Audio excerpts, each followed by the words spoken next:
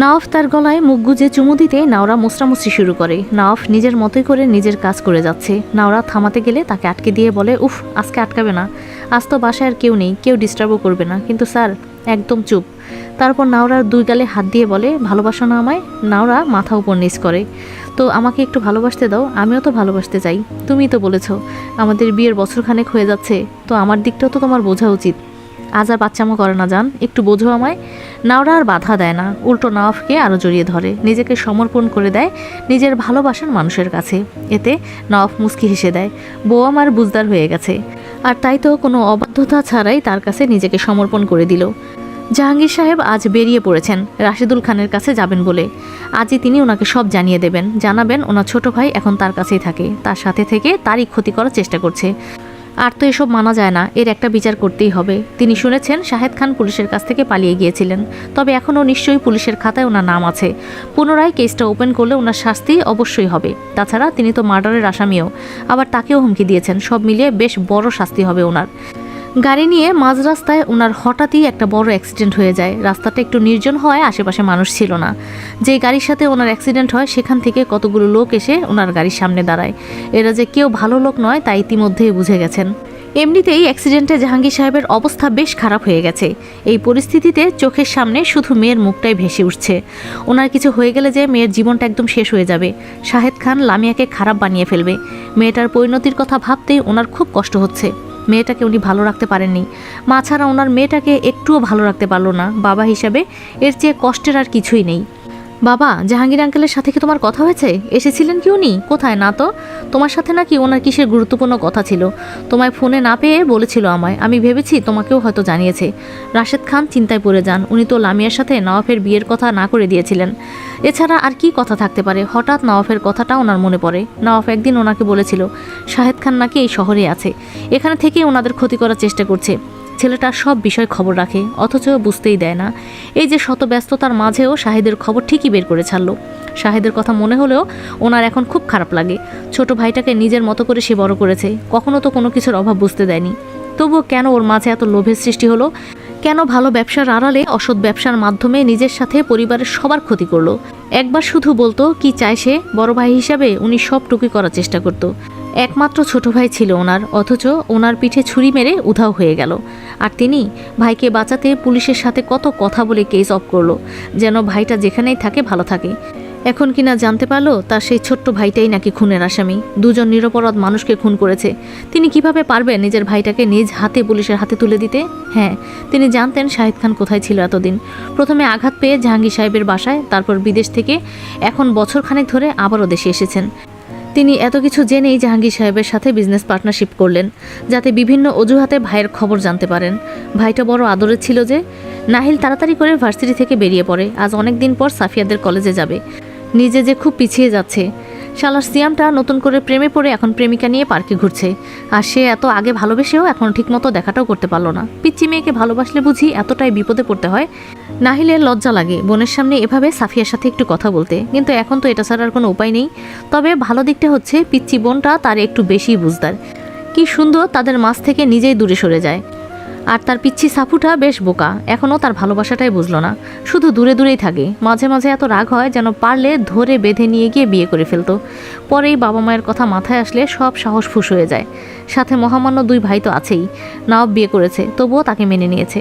এই সেম কাজটা নাহিল করলে তাকে সোজা ঘর থেকে বের করে দেবে। তারপর পিচ্চি বউটাকে নিয়ে বাইরে থাকা তো অসম্ভব। পিচ্চি মেয়ের কষ্ট হবে তো। তার না আছে কোনো কাজ এখন, আর না আছে কোনো সেভিংস। এসব ভাবলেই মন খারাপ করে বসে পড়তে হয়। এবার শেষ বর্ষের পরীক্ষাটা শেষ হলেই তাড়াতাড়ি চাকরি নেবে, নয়তো বিজনেসে ঢুকে যাবে। বিয়ে তো করতে হবেই। সাফিয়াও ততদিনে অনার্সে উঠে যাবে, পারফেক্ট টাইম বিয়ের জন্য। আর তারা হবে পারফেক্ট কাপল। ইস, ভাবতেই তো ভালো লাগে। ভেতর থেকেই একটা মোটিভেশনের মতো কাজ করে। সাফিয়াকে যে তার পেতেই হবে। আর বাকি রয়েছে সাফিয়ার পরিবার। সাফিয়াকে আগে ভালোবাসার কথা বলে পটিয়ে নিক, তারপর পরিবার না মানলে সোজা সাফিয়াকে কাঁধে তুলে নিয়ে দৌড়ে পালিয়ে আসবে। তারপর বিয়ে করে বাচ্চা কাচ্চা নিয়ে গিয়ে উঠবে বাড়িতে। তখন তো আর কেউ মানা করতে পারবে না, এমনই তো হয় শুনেছে সে। নাতি নাতির চেহারা দেখলে নাকি সবাই গলে যায়, এইটাই এখন বেস্ট উপায়। এসব ভেবে নাহিল খুশি হয়ে যায়, যেন নিজের ভবিষ্যতের একটা পথ সাজিয়ে রাখছে। সময় মতো সেই পথে গিয়ে ভবিষ্যৎ আলোকিত করে ফেলবে। নাওরা বিছানায় কাচুমাচু হয়ে শুয়ে আছে। নওয়াব ফ্রেশ হয়ে এসে নাওরার এমন অবস্থা দেখে খিটখিটিয়ে হেসে ওঠে। নাওরা রেগে ফুসফুস করতে থাকে। নওয়াবের হাসি এখন তার কাছে অসহ্যকর লাগছে। নওয়াবও এখন নাওরার সাথে দুষ্টুমি শুরু করে। এগিয়ে এসে নিজের ভেজা চুল ঝাঁকি দিয়ে নাওরার ওপর পানি ছড়িয়ে দেয়। নাওরা রেগে তেরে আসতে গিয়েও পুনরায় শুয়ে পড়ে। এখন নওয়াবের সাথে মারামারি করার এনার্জি নেই তার। এমনিতেই শরীর ভালো না, তার ওপর জামাইয়ের শয়তানি হাসিটা যেন আগুনে ঘি ঢেলে দিচ্ছে। নাওরা কিছু করতে না পেরে মুখ ভেঙচি দিয়ে অন্যদিকে কাত হয়ে শুয়ে থাকে। আর নওয়াব পরম আনন্দে রান্নাঘরে আসে। সেই সকালে নাওরা এসেছে, এখন দুপুর হতে চলল, রান্নাও করা হয়নি, খাওয়াও হয়নি। তাই চটজলদি কিছু একটা রান্না করে ফেলতে হবে। নওয়াফের এখন নিজেকে খুব ফ্রেশ লাগছে, তাই ফ্রেশ মনে রান্না করে ফেলে। তারপর প্লেটে করে খাবার সাজিয়ে রুমে নিয়ে যায়। নাওরা শুয়ে শুয়ে নওয়াফের ফোন নাড়াচাড়া করছিল। নওয়াফকে দেখেই ফোন রেখে ঘুমানোর ভাব ধরে। মুচকি হেসে নওয়াব বিছানার কাছে এসে বসে। প্লেটটা বিছানায় রেখে নাওরাকে ডাকতে থাকে, তবুও নাওরা কোনো রিয়াকশন দেয় না। এবার নওয়াব কিছুটা গম্ভীর স্বরে বলে, উঠবে তুমি? আমার কিন্তু আরও উপায় আছে তোমাকে উঠানোর, জেগে থেকে অভিনয় করছো। তবুও নাওরা ঘাড়ামি করে শুয়েই থাকে, আর কোনো কথাও বলে না। সে আজকে আর নওয়াবের সাথে কথা বলবে না, লোকটা অনেক খারাপ। হঠাৎই পেটের দিকে হাতের ছোঁয়া পেয়ে নাওরা ঝাড়া মেরে হাত সরিয়ে দেয়। আবারও হাতে ছোঁয়া পেতে সে হাত সরিয়ে দিতে গেলে বাধা পায়। তার স্বনামধন্য স্বামী তার হাতকে আটকে দিয়েছে। এবার তার পেটে সামান্য চিমটি দিতে নাওরা চিল্লিয়ে বলে, আর কত ব্যথা দেবেন? এখন আপনার মন ভরেনি? বেয়াদব মেয়ে, আস্তে কথা বলো, ওঠো এখন। উঠবো না। এবার নওয়াব গম্ভীর স্বরে বলে, নাওরা অবাধ্যতা করবে না, সকাল থেকে কিছুই খাওনি, খেয়ে ওষুধ খেতে হবে। নাওরা থমথম করে মুখ নিয়ে উঠে বসে বলে, ও আপনার মনে আছে তবে যে আমার সারাদিন খাওয়া হয়নি? আমি তো ভেবেছি ভুলেই গেছেন আপনি। নওয়াব মুচকি এসে বলে, ভুলেই গিয়েছিলাম, তোমায় কাচুমাচু করে শুয়ে থাকতে দেখে মনে পড়েছে। আমি কি এজন্য শুয়েছিলাম নাকি? তুমি তো কি নওয়াফের চেহারায় দুষ্টামি ভাব স্পষ্ট আছে, তাই সে চোখ ছোট করে তাকিয়ে বলে, খাবার খাইয়ে দেন, হাত দিয়ে খেতে আলসামি লাগে। নওয়াফ তাকে খাইয়ে দিতে দিতে বলে, কথাটা তো শেষ করলে না, বলো শুনি। এটা বলে নাওরার মুখে খাবার তুলে দিতে গেলে নাওরা তার আঙুলে কামড় বসিয়ে দেয়। বিহেভ নাওরা, নয়তো সময় মতো আমিও ছাড়বো না। আরেকবার কাছে আসতে দিলে তো জন্মের শিক্ষা হয়ে গেছে, আর সুযোগ নাই আপনার। সুযোগ আমি করে নেব, সবে তো শুরু হলো। এভাবে দুষ্টামি করতে করতে দুজনে খাবার খেয়ে নেয়। তারপর নাওরাকে ওষুধ এনে দিতেই সে কোনো প্রশ্ন ছাড়াই খেয়ে নেয়। নওয়াব সব কাজ শেষ করে বিছানায় বসে নাওরাকে নিজের কাছে নিয়ে আসে। নিজের বুকের ওপর নাওরার মাথা রেখে বলে, ঘুমাবে আরো? কি করবে তবে? নাওরার মাথায় কিছু একটা আসতেই সে লাফিয়ে উঠে বসে। চলুন বাইরে ঘুরতে যাই। বাহ, সুস্থ হয়ে গেছো দেখছি। তবে কি আরেকবার? নাওরা লজ্জা পেয়ে নওয়াবকে খামচি দিয়ে বলে, আপনি কিন্তু অতিরিক্ত খারাপ। I know. ওকে, কোথায় যাবে? আপনি যেখানে নিয়ে যাবেন, চলুন না, আমার এখন আপনাকে নিয়ে ঘুরতে মন চাচ্ছে। নাওরাকে টেনে এনে নিজের সাথে জড়িয়ে ধরে বলে, রাতে যাব, এখন না। নাওরা মাথা তুলে বলে, এখন না কেন? আনুষ্ঠানিক বিয়ে হয়নি আমাদের এখনো, কেউ দেখে ফেললে তোমাকেই কথা শুনতে হবে। আমি তো আর এখন ভার্সিটিতে নেই। আনুষ্ঠানিক বিয়ের কথা মাথায় আসতে নাওরা বড় বড় চোখ করে তাকিয়ে থাকে। হঠাৎ এমন তাকানো দেখে নওয়াব ভুরুকুসকে বলে, কি হলো আবার? আপনি বিয়ে ছাড়াই আমার সাথে? কথা শেষ না করে ভ্যা ভ্যা করা শুরু করে। নওয়াব থতমত খেয়ে যায়। কি শুরু করলে এখন? আমরা বিবাহিত। এসব আনুষ্ঠানিক বিয়ে ফ্যাক্ট না। তবুও তো। নওয়াব হেসে বলে, এত ন্যাকামি করো কিভাবে তুমি? আমি ন্যাকামি করি? থাক, আমি কিছুই মনে করছি না। আমার বউ আমার সামনে যত ইচ্ছা ন্যাকামি করতে পারে, সমস্যা নেই। নাওরা মুখ ঘুরিয়ে বসে থাকে। সে তো বলার সময় হুট করেই কথা বলে ফেলে। পরে কি বলেছে সেগুলো মনে পড়তেই লজ্জা পায়। হয়তো নওয়াব তাকে চরম নির্লজ্জ ভাববে। ভাবলে ভাবুক, কিছু বলতে আসলেই কথা অফ। তবে আজকে না, আজকে তো ভালো থাকতেই হবে। আগে বাইরে ঘুরতে যেতে হবে, তারপর পড়াশোনা আছে, অনেক কাজ বাকি। আজকের মতো দিনটা পার হলে তারপর নওয়াফের সাথে আর দেখাই করবে না। অসভ্য লোকটা আজকে অসভ্যতামির চূড়ান্ত সীমা পার করে গেছে। লজ্জা ভাব দেখিয়ে আর কোনো সুযোগ দেওয়া যাবে না। আজকের মতো দিনটা কোনো রকমে পার হোক, তারপরে বাসায় গিয়ে লজ্জায় রুম থেকেই 3-4 দিন বের হবে না। কি ভাবছো? 3-4 দিন রুম থেকে বের হব না ভাবছি। কেন? নাওরা আনমনে কথাটা বলে ফেলতেই বোঝে সে আবার একটা ব্লান্ডার করে ফেলেছে। মুখে হাত দিয়ে নওয়াফের দিকে অসহায় দৃষ্টিতে তাকায়। নওয়াফ এতক্ষণ ভুরুকুসকে তাকিয়ে থাকলেও নাওরার চেহারা দেখেই কারণ বুঝে ফেলে, সাথে সাথে হেসে ফেলে। আর নাওরা লজ্জায় মুখ লুকিয়ে শুয়ে পড়ে। জাহাঙ্গীর সাহেবের হাসপাতালে ট্রিটমেন্ট চলছে। ওনার শরীরে অনেক আঘাতের পাশাপাশি পেটের কাছে ছুরির আঘাতও আছে, যেন কেউ ওনাকে মেরে ফেলতে চেয়েছিল। তবে সৌভাগ্যক্রমে উনি বেঁচে যান। বাইরে করিডোরে লামিয়া টেনশনে পায়চারি করছে। এতক্ষণ কান্না করে চোখ মুখের 12টা বাজিয়ে ফেলেছে। তার সাথে তাদের ক্লাসের একটা ছেলে ফ্রেন্ড আছে। সেই সর্বপ্রথম লামিয়াকে তার বাবার খবর দিয়েছে। বর্তমানে বাবা সুস্থ আছে শুনে লামিয়া একটু শান্ত হয়েছে। তবুও বাবার সাথে দেখা করে কথা বলা না পর্যন্ত সে শান্তি পাবে না। হয়তো এমন বিপদেই মানুষের মূল্য বোঝা যায়। এই তো আজ সকালেও বাবার সাথে সে খারাপ ব্যবহার করেছে। বাবা তাকে আজও শাহেদ খানের ব্যাপারে সাবধান হতে বলেছিল, অথচ সে এই নিয়ে বাবার সাথে কত রাগারাগি করলো। আর এখন বাবা কিনা হাসপাতালে পড়ে আছে, আর শাহেদ আঙ্কেলের কোনো খবর নেই। কাছের মানুষ হিসাবে ওনার কথাই তার মাথায় এসেছিল প্রথম। কতবার কল দিয়েছিল ওনাকে, একবারও ফোনটা ধরলো না। শেষে রাশেদুল খানকে ফোন দেয়, কারণ তার বাবার ট্রিটমেন্টের জন্য টাকার প্রয়োজন। তার বাবা তার সকল অ্যাকাউন্ট বন্ধ করে রেখেছে, যাতে সে এই টাকার মাধ্যমে ক্লাবে না যায়। তবে আড়ালে সে শাহেদ খানের মাধ্যমে ঠিকই ক্লাবে যেত। এসব নিয়েও বাবা তাকে অনেক সতর্ক করেছেন, তবুও সে মানেনি। রাশেদ খানের গুরুত্বপূর্ণ মিটিং থাকায় তিনি আসতে পারেননি, তবে নাশিদ এসেছিল। এতক্ষণ থেকে সব ট্রিটমেন্টের ব্যবস্থা করে দিয়েছে। তারপর ওর বাবা সুস্থতার খবর শুনে গিয়েছে। জরুরি ভিত্তিতে নাশিদকে বেরিয়ে যেতে হয়েছে। যাওয়ার আগে অবশ্য লামিয়ার সাথে থাকা ছেলেটাকে সব বুঝিয়ে দিয়েছে। সে এখানেই এখন লামিয়ার সাথে রয়েছে। লামিয়াদের আপন বলতে পরিবারের আর কেউ নেই। তার আর তার বাবার ছোট্ট পরিবারে শাহেদ খানই ছিল। তিনি এর আগে বিদেশেই ছিলেন, বছর খানেক আগেই দেশে আসেন। লামিয়া ওনাকে নিজের চাচা হিসাবে জানতো, তবে পরে জানতে পারে তিনি তার আসল চাচা নয়। তবু চাচার থেকে কম ভালোবাসেনি, আর এই লোকটাই নাকি তার বিপদের দিনে সান্ত্বনা দেওয়ার জন্য সাথে নেই। সন্ধ্যার পর নওয়াফ নাওরাকে নিয়ে বাইরে ঘুরতে আসে। আজ তারা বাইরে ডিনার করবে, রেস্টুরেন্টে বুকিং দিয়ে রেখেছে। আগে নাওরার ইচ্ছে মতো ঘোরাঘুরি করে ডিনার করে পরে বাসায় যাবে। আজকের দিনটা শুধু নাওরার জন্যই তুলে রাখা হয়েছে। তাই তো নাওরা আসার পর সে আর তার অফিসের কোনো কাজ নিয়েও বসেনি, অবশ্য সেই সুযোগটাই পায়নি। সেদিনের মতো আজও নাওরা নওয়াফের কাঁধে মাথা রেখে বসে আছে, মাঝে মাঝে টুকটাক গল্প করছে। পার্কের এই সময়টায় মানুষের তেমন কোনো ভিড় থাকে না। আশেপাশে যারা আছে তারাও তাদের মতোই কাপল, সবাই নিজেদের মধ্যেই ব্যস্ত। নীরবতা ভেঙে নাওরা বলে, শুনেছেন? জি ম্যাডাম, শুনছি। আচ্ছা, আপনি তো বলেছিলেন আপনি আমায় সেই ছোটবেলা দেখেছিলেন, তবে বড় হওয়ার পর আমাকে চিনলেন কিভাবে? Good question. তবে তোমার মতো অবাধ্য মেয়েকে চেনা ততটাও কঠিন ছিল না, কারণ তুমি বড় হলেও তোমার অভ্যাসগুলো বদলায়নি একদম। কোন অভ্যাস? যেমন তোমার গোলাপ ফুল পছন্দ, এখনো তাই আছে। এই, আপনাদের বাসার ছাদে নাকি আপনি গোলাপ গাছ লাগিয়েছেন? আমার জন্যই কি? তোমার জন্য লাগাতে যাব কেন? আমার পছন্দ তাই লাগিয়েছি। কিন্তু আপনার তো জারবেরা ফুল পছন্দ, তুমি জানলে কিভাবে? হে হে, সিক্রেট বলা যাবে না। নওয়াফ চোখ শুরু করে বলে, বাই এনি চান্স তুমি কি আমার পার্সোনাল জিনিসপত্র হাতিয়েছ নাকি? সবই তো জানো। তবে এই, পার্সোনাল মানে কি? হ্যাঁ, এখন আপনার আর কোনো পার্সোনাল বলতে কিছু আছে নাকি? ওসব এখন সব আমার অধিকার আছে। আমি আপনার ডায়েরি থেকেই সব জেনেছি। কি জেনেছো? এটা যে আপনি আমার সেই কলেজ লাইফ থেকে আমার পেছনে পড়ে আছেন। বড্ড ধুরন্ধর লোক আপনি। এত কিছু হলো আর আমি জানতেও পারিনি। জানলে বুঝি সব ঠিকঠাক হতে দিতে? যা অবাধ্য তুমি! না জানিয়েই ভালো করেছি আমি। দেখা যেত আমার সব প্ল্যানে পানি ঢেলে দিতে। আমার অধিকার থেকে আমায় বঞ্চিত করেছেন আপনি। একা একাই বেশি ভালোবাসলেন আপনি, না? আমায় সুযোগটা দেননি। নিজের অধিকার তো ঠিকই বুঝে নিতে পারো, শুধু আমার অধিকার আমি আদায় করে নিতে গেলে বাহানা শুরু করো। তাতেই বুঝি মেনে নেন আপনি? সেই তো আদায় করেই ছাড়েন, বলেই লজ্জায় মুখ ঘুরিয়ে ফেলে। রাতের অন্ধকারে তার লজ্জারত মুখটা হয়তো নওয়াব দেখতে পারছে না, তবে ঠিকই সেটা অনুভব করতে পারছে। আজকের এই দিনটা খুবই স্বচ্ছ। কিছুদিন আগেও যেখানে নাওরাকে ভয় সংকোচ নিয়ে চলতে হতো, আজ সে সেখানে নিশ্চিন্তে স্বামীর সাথে ঘুরতে পারছে। যদিও এখনও একটু সমস্যা আছে, যেহেতু তাদের আনুষ্ঠানিক বিয়েটা হয়নি। তাই নওয়াফের কোনো স্টুডেন্ট তাদের একসাথে দেখে ফেলে ঝামেলা হয়ে যাবে। টিচার মানুষদের এই একটাই বড় সমস্যা, চারদিকে স্টুডেন্টদের ছড়াছড়িতে শান্তিমতো প্রেমটাও করতে পারে না। নওয়াফ যতই ভার্সিটি চাকরিটা ছেড়ে দেখ না কেন, তবুও তো সে একজন শিক্ষক। শিক্ষকরা চাকরি ছেড়ে দিলেও তারা শিক্ষকই থাকে, তাদের সম্মানের কোনো পরিবর্তন হয় না। নাওরা তো ভাবে যখন তাদের বিয়েটা সমাজে পরিচিতি পাবে, তখন তাকে সবাই বলবে, ওই যে নওয়াফ স্যারের বউ। এই এক অন্যরকম প্রাপ্তি। আচ্ছা স্যার, আপনার কাছে কোনটা ভালো লাগে এখন? আগের সেই শিক্ষকতা করা নাকি এখন বিজনেস জয়েন করা? নওয়াব কিছুটা ভেবে বলে, দুটা দুই রকম। শিক্ষকতা একটা আলাদা সম্মান ছিল, আর বিজনেসটা হচ্ছে নিজেদের, এটা অন্যরকম প্রশান্তির। তারা দুজন বাইরের এই স্নিগ্ধ পরিবেশে একটা সুন্দর মুহূর্ত কাটায়। তারপর দুজনে মিলে ডিনারের জন্য যায়। এর মাঝে নওয়াব কয়েকবার তাকে জিজ্ঞাসা করে ফেলেছে তার খারাপ লাগছে কিনা, ব্যথা আছে কিনা।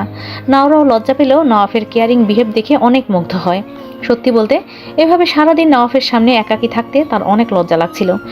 তাই তো সে নিজ থেকে বাইরে ঘুরতে আসার কথা বলেছে, যাতে একটু লজ্জা থেকে সাময়িক মুক্তি পায় সে। সেই রাতে তো আবার একসাথেই থাকবে, তবে দুজনে মিলে এখন একটা সুন্দর মুহূর্ত অনুভব করতে পারছে। বাইরে ঘোরাঘুরি করে ডিনার করে একদম ক্লান্ত হয়ে পড়ে নাওরা। কোনো রকমে ফ্রেশ হয়ে এসে বিছানায় শুয়ে পড়ে। নওয়াফ তার কাহিনী দেখে বলে, কি হলো, পড়তে বসবে না? অনেক ক্লান্ত লাগছে স্যার, কিভাবে পড়বো এখন? নাওরাকে সত্যিই ক্লান্ত লাগছে, তাই নওয়াফ আর জোর দেয় না।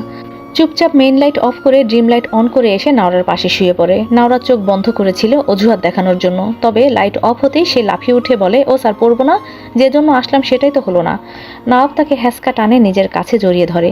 তার নিজেরও এখন শিক্ষকতা করার মুড নেই, তবে মুখে বলে, সমস্যা নেই, পরীক্ষার তো এখনো কিছুটা সময় বাকি আছে, অন্য একদিন আবার এসো, আবারও পার্সোনালি টিউশনি করিয়ে দিব।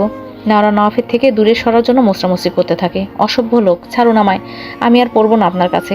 অথচ নওয়াফ আরও শক্ত করে তাকে জড়িয়ে ধরে হেসে বলে, ঠিক আছে, পড়তে হবে না, আমার কাছে নোট করা আছে, সেগুলো একটু পড়লেই বুঝতে পারবে।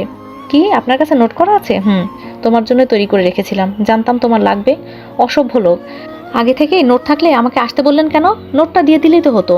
নওয়াফ তার ঘাড়ে মুখ গুজে দিয়ে বলে, তবে তো আজকের এই সুন্দর মুহূর্তটা পেতাম না। আপনার বুঝি সবই প্ল্যান করা ছিল? না, বলবো না। নাওরা অবাক হয়ে যায়, তার জামাই কত বড় অভিনেতা। নওয়াবকে সে ঠেলে সরিয়ে দিতে গেলে নওয়াব বলে, আরে আজকে আর কিছুই করবো না তো, আজকের মতো তোমার ছুটি, ঘুমাও এখন। নাওরা লজ্জা পেয়ে চুপ হয়ে যায়। সত্যি অনেক অসভ্য। অথচ আগে ভেবেছে ওনার মতো সভ্য বোধ হয় আর কেউ নেই, আর এই একদিনে তার সকল রূপ প্রকাশ করে দিল। অসভ্য জামাইদার। নওয়াব সকালে উঠে নাস্তা খেয়ে তৈরি হয়ে নেয়। নাওরাকে সাথে করে নিয়ে একসাথে বের হবে। আগে ওকে বাসায় নামিয়ে দিয়ে তারপর সে কোম্পানিতে যাবে। নাওরাকে সকালে তুলতে গিয়ে বেশ ঝামেলা পোহাতে হয়েছে। অনেক কষ্টে তুলে নাস্তা খেতে পাঠিয়ে নিজে তৈরি হচ্ছিল, তখনই বাবার ফোন কল আসে। বাবার সাথে কথা বলে নাওরাকে তাড়াতাড়ি তৈরি হতে বলে। নাওরা গিয়ে আগে নওয়াফের দেওয়া নোটগুলো ব্যাগে ঢুকায়, নয়তো ভুলে গেলে আবারও এসে নিয়ে যেতে হবে। নাওরা তৈরি হতে নওয়াফ তাকে নিয়ে বেরিয়ে পড়ে। তবে নওয়াফ তাদের বাসার দিকে গাড়ি না নেওয়ায় নাওরা বলে, কোথায় নিয়ে যাচ্ছেন এখন?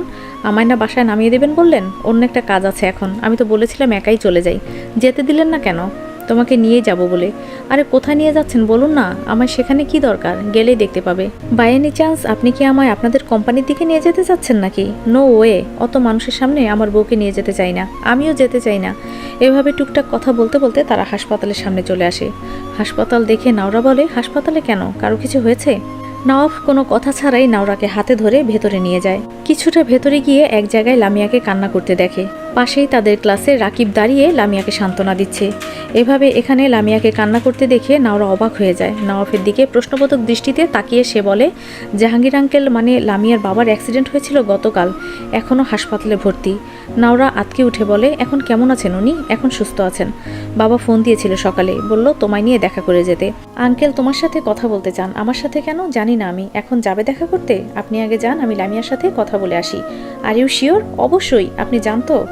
নওয়াফ কেবিনে যেতেই নাওরা কান্নারত লামিয়ার দিকে এগিয়ে যায়। রাকিব তাকে দেখেই বলে, আরে নাওরা তুমি এখানে? কি হয়েছে লামিয়ার? আঙ্কেল তো এখন সুস্থ আছে শুনলাম, কান্না করছো কেন? রাকিব একবার লামিয়ার দিকে তাকিয়ে দীর্ঘশ্বাস ফেলে, তারপর নাওরাকে জানায় আঙ্কেলের জ্ঞান আসার পর থেকে একবারও লামিয়ার সাথে দেখা করেনি, কথা বলা তো দূরের কথা।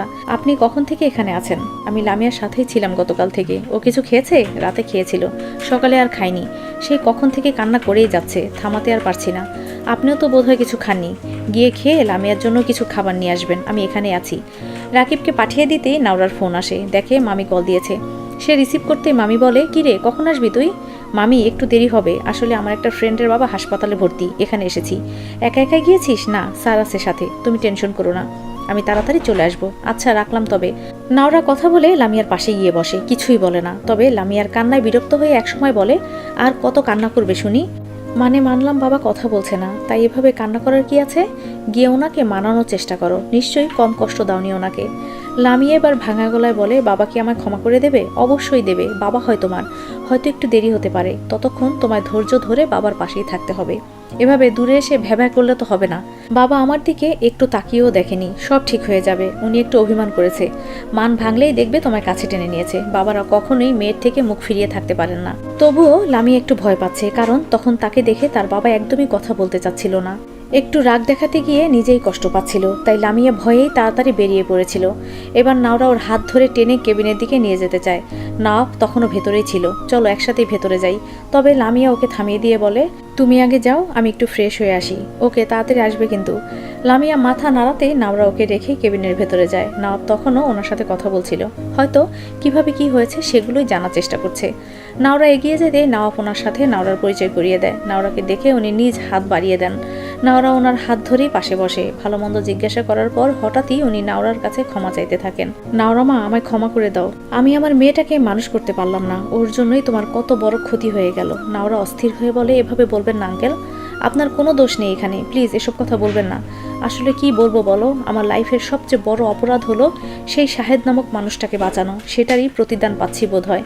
আমার সাথে আমার মেয়েটারও জীবন ধ্বংস করে দিল। নাওরা শাহেদ খানের কথা শুনে অবাক হয়। তার মানে লোকটা লামিয়াদের বাসাতেই ছিল, আর সেখানে থেকে তাদেরও ক্ষতি করার চেষ্টা করছে। এবার নাওরার এটা ভাবতেও অস্বস্তি হচ্ছে, কারণ লামিয়াকেও তো সে আঘাত করেছিল। লামিয়ার জন্য আঙ্কেল ক্ষমা চাইছে। তাহলে নাওরা এখন কি করবে? আঙ্কেল, লামিয়ার সাথে একটু কথা বলবেন না? আপনার মেয়ে অনেক কান্না করছে বাইরে। কি কথা বলবো বলো? মেয়েটা আমায় বিশ্বাসই করে না, উল্টো শাহেদের কথায় চলে নিজের জীবনটাও ধ্বংস করে ফেলছে। আমি বাবা হয়েও তাকে আটকাতে পারছি না। ওর ভবিষ্যতের কথা ভেবেই আমার সবচেয়ে বেশি কষ্ট হচ্ছে। এখনও অনেক সময় আছে আঙ্কেল, আপনিই পারবেন ওকে ভালো জীবনে ফিরিয়ে আনতে। লামিয়া নিশ্চয়ই নিজের ভুলগুলো বুঝতে পারছে। তার কান্নাকাটি সব প্রমাণ করে দিচ্ছে সে কতটা অনুতপ্ত। আচ্ছা, ওর সাথে কথা বলে নেব পরে, তবে তোমায় একটু সতর্ক থাকতে হবে মা। শাহেদ খান কিন্তু এখন তোমার পিছনে পড়েছে। আমি নাওফকেও সব বলেছি, তোমাকেও বলছি সাবধানে থাকবে। নাওরা একটু ভয়ে নাওফের দিকে তাকাতেই সেই ইশারায় তাকে শান্ত হতে বলে। সে আছে, সব ঠিক করে দেবে। সবশেষে তারা দুজনে বের হয়ে দেখে লামিয়া এখনও সেভাবেই বসে আছে। রাকিব এসে খাবার খেতে বললেও সে খায়নি। নাওরা এগিয়ে গিয়ে তাকে টেনে এনে বাবার কেবিনে ঢুকিয়ে দেয়। লামিয়া ধীরে ধীরে বাবার দিকে এগিয়ে যায়। উনি চোখ বন্ধ করে শুয়েছিল। লামিয়া গিয়ে বাবার হাত ধরে ফুপিয়ে কান্না করে দেয়। এবার তিনি আর চুপ থাকেন না, মৃদু স্বরে বলেন, আর কত কান্না করবি? মরিনি তো আমি, এখনো বেঁচে আছি। আমায় ক্ষমা করে দাও বাবা, আর তোমার অবাধ্য হব না আমি। এবারের মতো মাফ করে দাও। মেয়ের কান্না বাবার আর সহ্য হয় না, ওনারও চোখের পানি চলে আসে। এবার তিনি কান্নারত মেয়ের মাথায় হাত বুলিয়ে দেন। বাবার প্রশ্রয় পেয়েই লামিয়া বাবার বুকে হামলে পড়ে। এতে ওনার পেটের দিকে একটু চাপ পড়লেও তিনি তা সহ্য করে নেয়। সন্তান মানুষ করতে গেলে এসব আঘাতকে পাত্তা দিতে নেই। লামিয়া নিজের ইচ্ছে মতো কান্না করে সব দুঃখ বাবার বুকে ভাসিয়ে দেয়। কেবিনের দরজায় দাঁড়ানো নাওরার দু চোখ বেয়ে সমানে পানি পড়তে থাকে। নওয়াব গিয়েছিল ডাক্তারের সাথে একটু কথা বলতে। এসে নাওরার এমন অবস্থা দেখে দ্রুত এগিয়ে আসে। কি হয়েছে তোমার? লামিয়া কিছু বলেছে? নাওরা দুদিকে মাথা নাড়ায়। আসলে তাদের বাবা মেয়ের ভালোবাসা দেখে সে ইমোশনাল হয়ে গেছে। সে তো বড় হয়ে বাবার ভালোবাসা পায়নি, তাই না চাইতেও এখন লামিয়াকে তার হিংসে হচ্ছে। কি সুন্দর বাবার সাথে সুন্দর মুহূর্ত পার করছে, আর সে তো বাবা মা দুজনের ভালোবাসা থেকে বঞ্চিত হলো। দেখুন লামিয়াকে, বাবার সাথে মিল হয়ে এখন কি খুশি, অথচ একটু আগেও বোকার মতো বাইরে বসে কান্না করছিল। সে তো তুমি সাহায্য করেছো বলে তাদের মিল হলো। জানেন, এখন আমার বেশ হিংসে হচ্ছে লামিয়াকে দেখে। অনেক কিছু না পেয়েও বড় কিছু পেয়েছে। তার বাবা যে সাথে আছে, বাবার সাথে থাকলে আর কারো দরকার নেই জীবনে। নাওরাকে সান্ত্বনা দিতে নওয়াব বলে, তুমি তো দেখছি বরাবরই হিংসুটে। মেয়েটার বাবার সাথে বনিবনা করিয়ে আবার নিজেই হিংসে করছো। নাওরা হেসে ফেলে। দূরে দাঁড়িয়ে রাকিব তাদের এভাবে দেখে অবাক হয়ে তাকিয়ে থাকে। স্যারের সাথে নাওরার কি সম্পর্ক থাকতে পারে? তারা কি প্রেম করছে নাকি? হঠাৎই নওয়াব রাকিবকে দেখে তার কাছে যায়। কি খবর রাকিব? আলহামদুলিল্লাহ স্যার, ভালো। আপনি? আমিও ভালো। পড়াশোনা কেমন চলছে? জি স্যার, ভালোই চলছে। রাকিবকে একটু আমতা করতে দেখে নওয়াব বলে, আমার ওয়াইফ নাওরা, বিয়ে হয়ে গেছে আমাদের। আশা করি উল্টাপাল্টা চিন্তা আসবে না মাথায়। রাকিব একটু লজ্জা পেয়ে যায়। সে তো আসলেই উল্টাপাল্টা ভাবছিল। নওয়াব আবারও বলে, নাওরার এক্সামের পরই অনুষ্ঠান হবে, দাওয়াত রইল তোমার। লামিয়াকে সাথে নিয়ে এসো, যদিও ওদেরকে আলাদাভাবে দাওয়াত দেওয়া হবে। রাকিব চমকে উঠে নওয়াফের দিকে তাকাতে নওয়াফ তার পিঠে হালকা চাপড় দিয়ে বলে, নো প্রবলেম, আমি সব জানি। ক্লাসে কার চোখ কোথায় যায় সবই জানি, তবে পড়াশোনায় মনোযোগ দাও আগে। ভালো কিছু করতে পারলে তবেই আগাবে, নয়তো এসবের পেছনে পড়ে লাইফের 12টা বাজিও না। রাকিব লজ্জা পেয়ে মাথা নিচু করে মাথা নাড়ায় যে সে নওয়াফের কথা মতোই চলবে। অপরদিকে লামিয়া খুশি হয়ে কেবিন থেকে বেরিয়েই নাওরাকে জড়িয়ে ধরে। আচমকা ধাক্কায় নাওরা পড়তে গিয়েও নিজেকে সামলে নেয়। লামিয়া তো জড়িয়ে ধরেই বলে, তোমাকে অনেক ধন্যবাদ নাওরা। সত্যি ভাবিনি তুমি কখনো আমায় এভাবে সাহায্য করবে। তোমাকে কখন সাহায্য করলাম? আমি এক দুষ্টু মেয়েকে একটু শিক্ষা দিয়েছি, ভালো শিক্ষা আর কি। লামিয়া নাওরাকে ছেড়ে মাথা নিচু করে বলে, আমায় ক্ষমা করে দিও নাওরা, আমি অন্যের কথায় চলে তোমাকে অনেক কষ্ট দিয়ে ফেলেছি। আসলে সত্যি বলতে নওয়াব স্যারের প্রতি আমার কোনো ভালোবাসা ছিল না, তবে একটা জেদের সৃষ্টি হয়েছিল। যখনই দেখলাম উনি তোমায় ভালোবাসেন, তখনই জেদের বশে তোমায় আঘাত করে বসলাম। নাওরা মৃদু হেসে বলে, যাক, স্বীকার করেছো তাহলে। আর আগের কথা যদি বলো, সে তো আমিও সেম কাজটাই করেছি, কিন্তু তোমায় তো হাত ভেঙে দিয়েছিলাম আমি, আর তোমায় আমি 1 মাস পুরো বিছানায় শুয়ে রেখেছিলাম।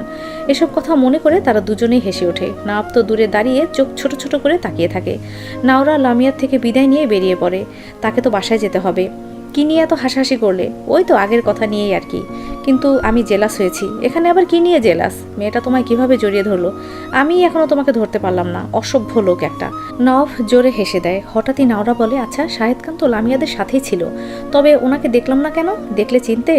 নাওরা দুদিকে মাথা নাড়ায়। সে তো আগে কখনোই দেখেনি লোকটাকে, ওর সামনে থাকলেও চিনতে পারবে না। হয়তো আবারও পালানোর চেষ্টা করছে। এবার পালালে সোজা বিদেশে চলে যাবে, দেশে আর শয়তানটার জায়গা হবে না। কেন? কারণ বাবা নিজেই গিয়ে শাহেদ খানের কেস পুনরায় ওপেন করতে বলেছেন। সব এভিডেন্স পুলিশের কাছে দেওয়া হয়েছে। তোমার মা বাবার খুন করা থেকে শুরু করে ওনার ব্যবসা, ইলার অ্যাক্সিডেন্ট, এখন জাহাঙ্গীর আঙ্কেলের মারার চেষ্টা, সব কিছুর প্রমাণ পুলিশকে দেওয়া হয়েছে। এখন আর শাহেদ খান পালিয়েও বাঁচতে পারবে না। কিন্তু উনি নিজের পরিবারের ওপরও কেন আঘাত করতে গেলেন? ইলা তো ওনার নিজের ভাইজি হয়, এটাই জানতাম আমরা, তবে সেটাও সত্যি নয়। মানে এটাই যে শাহেদ খান আমাদের আপন চাচা নয়, সৎ চাচা, বাবার সৎ ভাই। সামনে ভালো দেখালেও আড়ালে ছিল একজন কুৎসিত লোক, বাবার সকল কিছু হাতিয়ে নিতে চেয়েছিল। কিন্তু মাঝখানে তোমার বাবা বাধা হয়ে দাঁড়ালে ওনাকে প্ল্যান করে সরিয়ে দেয়। সে অনুযায়ী ওনাদের সরিয়ে ফেললেও তিনি বাঁচতে পারেনি। এখন হয়তো প্ল্যান করছে আমাদের গোটা ফ্যামিলিটাকেই সরিয়ে দিতে। নাওরা অবাক হয়ে বলে, আপনি এতটা সাধারণভাবে কিভাবে বলে ফেলছেন সব? আপনার ভয় করছে না? কারণ সব সাজিয়েই রাখা হয়েছে। খুব দ্রুতই ওনাকে ধরে ফেলা হবে, অ্যান্ড সেটা আমার কথা মতোই আমাদের বিয়ের আগেই হবে। নাওরা বাসায় ফিরে সাফিয়াকে দেখে বলে, কিরে আজ কলেজে যাসনি? সাফিয়া কিছু বলার আগেই মামি এসে বলে, ওর পড়াশোনা বন্ধ। আমার মেয়ে হয়ে আমাদের বদনাম করে ছাড়বে, এখন থেকে ওর বাইরে যাওয়া বন্ধ। সাফিয়া অসহায় দৃষ্টিতে নাওরার দিকে তাকায়। নাওরা অবাক হয়ে মামিকে জিজ্ঞাসা করে, কি হয়েছে মামি? কি হয়েছে জিজ্ঞাসা করছিস? তোর সাথে কথা বলার পর দেখি সে ফোনে এক ছেলের সাথে কথা বলছে, দেখা করবে বলছে। এর আগে একদিন এক ভাবি এসে বলেছে ওকে কোন ছেলের সাথে দেখেছে। শুনেছি কলেজের সামনেও এক ছেলের সাথে কথা বলছিল। প্রেম করছে আমার মেয়ে। তোর মামা আসুক আজ, 2 দিন পরে তোর বিয়ে, এর আগে আমাদের মান সম্মান ডুবাতে বসেছে। মামি এসব কথা বলে চলে যেতেই সাফিয়া বলে, আপু আমি এখন কি করব? আমার কোনো দোষ নেই আপু। নাহিল ভাই আমায় ফোন দেয়, উনিই দেখা করতে বলেছে, আমি না করলেও আসে, আমার কি হবে আপু? নাওরা কিছু একটা করবে বলে সাফিয়াকে সান্ত্বনা দিলেও সে নিজেও বুঝতে পারে না কি করা উচিত। এটা নিয়ে নাওফের সাথে কথা বলতে হবে।